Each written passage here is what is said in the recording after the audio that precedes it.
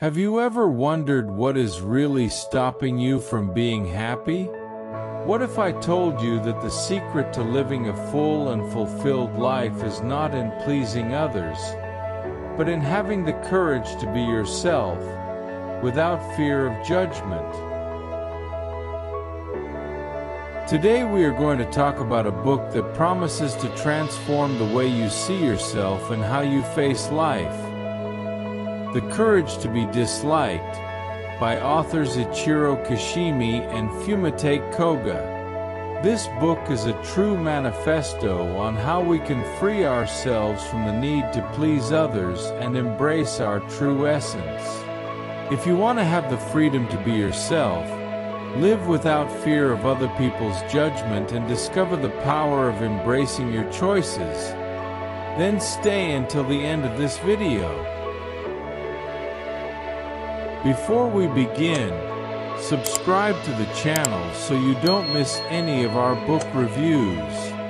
Every week, we bring you incredible books, full of insights to enrich your personal journey. And if you want to get your hands on the courage to be disliked and delve even deeper into this content, click on the link in the description to secure your copy. Ichiro Kishimi and Fumitake Koga are the authors behind this powerful and reflective work.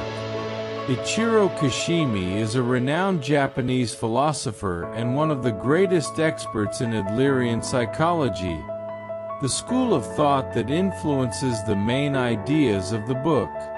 Kishimi dedicated much of his life to the study of philosophy and psychology, always seeking practical and accessible ways to help people find meaning and purpose.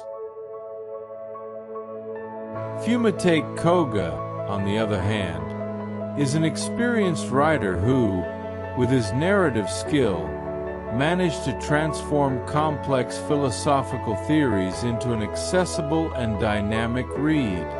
Together, they created a dialogue between a teacher and a dissatisfied young man, a simple narrative format that deeply involves us, facilitating the understanding of the ideas presented and allowing the reader to apply these teachings in their practical life. The book begins by challenging a deeply rooted belief that many of us carry, that we need the approval of others to be happy. Since childhood, we are conditioned to seek the acceptance of others as a measure of personal worth. How many times have you adapted your actions, your opinions, or even your own beliefs to fit what others expect of you? The young character in the book begins with this very question, asking the teacher what prevents people from finding genuine happiness. And that is when the introduction to the most profound and transformative concept of the book arises: the courage to be despised. This courage, according to the authors, is not just a skill or a momentary attitude. It is the key to happiness that does not depend on external circumstances.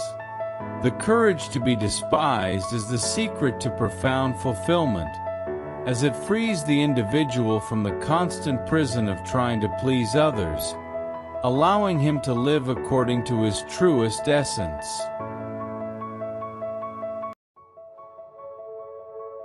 One of the theoretical foundations that support the work is Adlerian psychology, developed by Alfred Adler, which offers a bold and transformative vision of individual freedom. Unlike Freudian psychology, which believes in the weight of the past and the unconscious as inevitable forces in the formation of the individual, Adler proposes that we are free and responsible beings, capable of shaping our own lives according to the goals and values that we establish for ourselves. In this sense, the professor explains to the young man that, instead of being merely products of our past or of traumas that we have suffered, We have the ability to choose our destiny and act freely. This vision is radical and liberating, as it shows us that what matters is not so much what happened to us, but what we choose to do with it from now on. This is the first step towards freeing ourselves from the constraints that we have created throughout our lives and, finally, taking control of our present and future.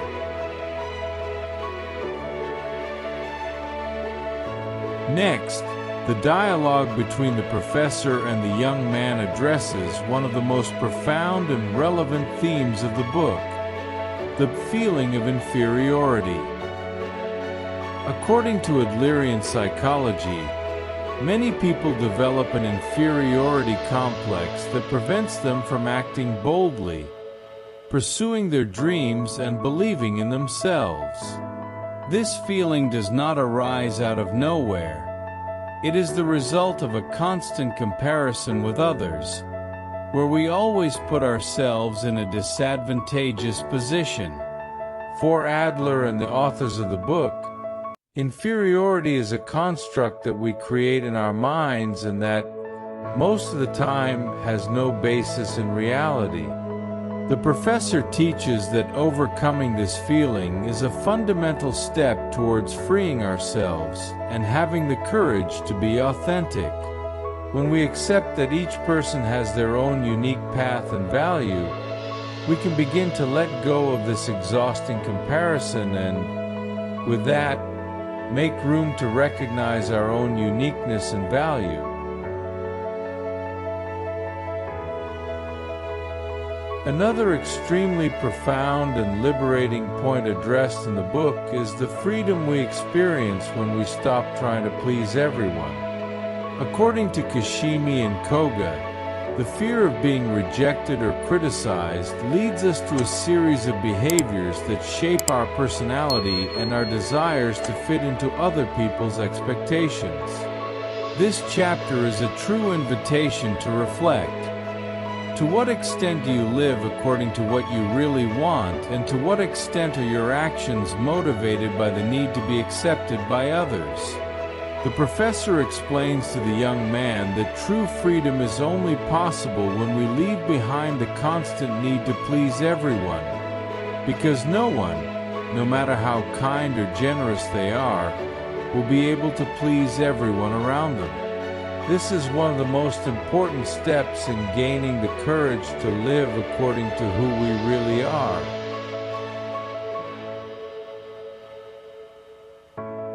One of the most important lessons of Adlerian psychology is that all human problems are, in essence, relationship problems.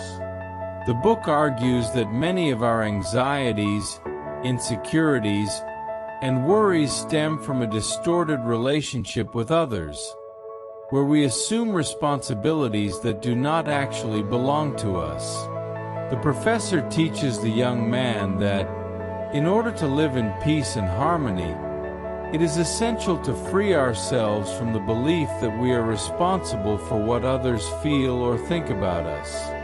Adler proposes a separation of tasks, where each individual is responsible for their own actions and emotions. This concept is powerful because it frees us from an emotional burden that we often carry unnecessarily.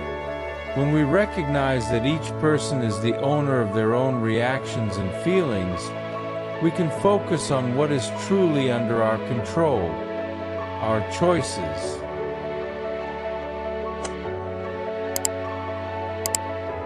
The courage to be disliked brings an extremely powerful teaching about the importance of conscious action in our lives. Instead of living stuck in the past or blaming events for our failures, the authors encourage us to take responsibility for each choice we make. The professor explains that by focusing on our goals and values, instead of automatically reacting to what happens around us, we become agents of our own lives. This vision, in addition to being inspiring, is profoundly transformative, as it changes the way we face challenges. Instead of letting ourselves be overcome by difficulties, we can choose to act according to what we want to build for our future. This is a call for each of us to take control of our own story. Throughout the book, the authors emphasize that a fundamental part of the process of self-acceptance is learning to forgive, both ourselves and others. Forgiveness, according to Kishimi and Koga, is an essential tool for freeing ourselves from the emotional weight that ties us to the past and, thus, being able to live the present more fully. When we learn to accept ourselves with our imperfections and flaws, and stop judging ourselves so harshly, we open up space for emotional development. This chapter discusses how forgiveness is a path to a lighter life, where we leave behind resentment and guilt and focus on growing and learning from our experiences.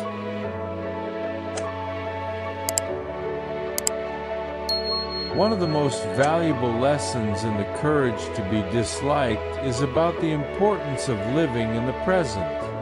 The book makes us reflect on how we spend much of our lives focused on the past, reliving situations that have already happened, or anxious about the future, trying to control what has not yet happened. According to the authors, these concerns prevent us from fully living in the present moment, the only time we really have.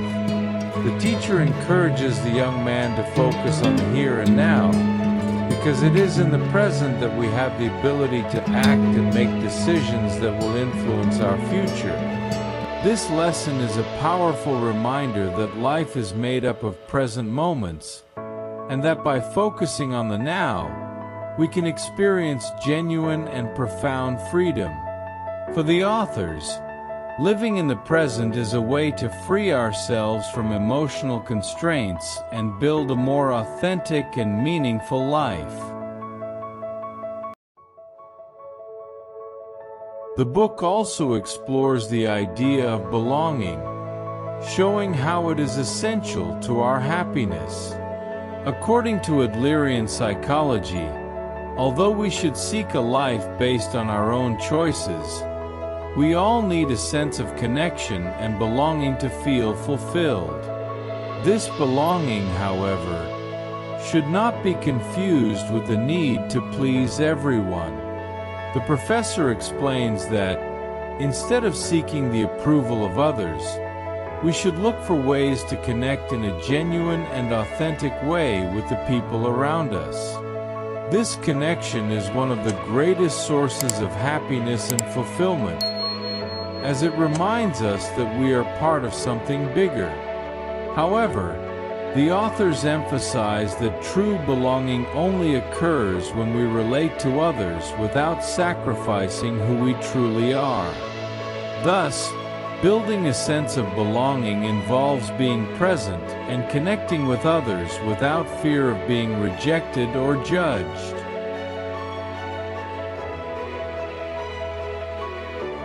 To close, the courage to be disliked leaves us with a powerful reflection on true freedom, the freedom to be who we truly are.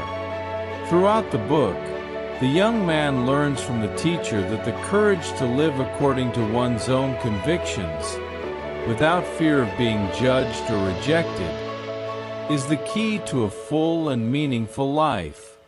This final message of the book is an invitation to all of us. The courage to be who we really are is not just an ideal, but a daily practice.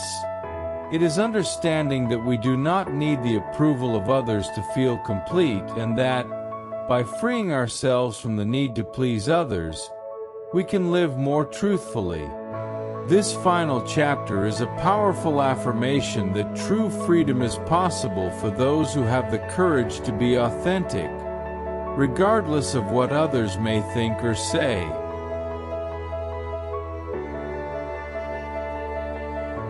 And now, I want to know, Do you feel that you have the courage to be who you really are, without fear of being judged by others? Which of the points in the book impacted you the most? Leave your opinion in the comments. It is very important to us, and we love to hear what you think. Thank you for staying with us until the end. If you haven't subscribed yet, take the opportunity to subscribe to the channel and don't miss any of our content. Each video is made to help you reflect and transform your life through books. And of course, I'll see you in the next video so we can explore more works that can transform your life together. See you then.